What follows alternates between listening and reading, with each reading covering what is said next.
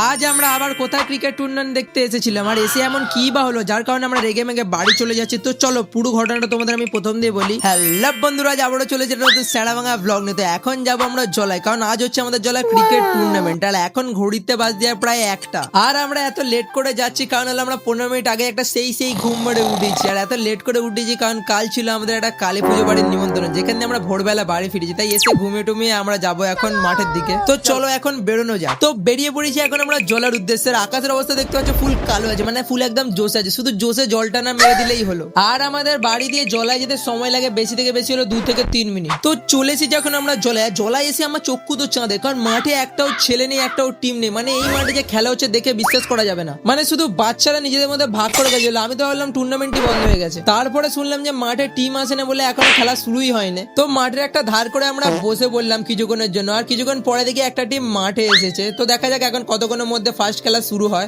আর এই দেখো, এই হলো ম্যানেজমেন্টের লোক। মানে ম্যানেজমেন্টের লোকই যদি লেট করে আসে, খেলার কোথা দিয়ে ঠিক টাইমে হবে তোমরাই বলো। তো এখন ঘড়িতে বাজে 1:31, আর এখনো ফার্স্ট খেলা শুরু হয়নি। কি জানি কখন খেলা শুরু হবে আর কখন শেষ। তো অনেক যুদ্ধের পরে ফাইনালি ফার্স্ট খেলা শুরু হয়। তো তাই ভাবলাম যে এত যুদ্ধ করে যেহেতু শুরু হয়ে যেত, খেলাটা দেখা দরকার আর তোমাদেরও দেখানো দরকার।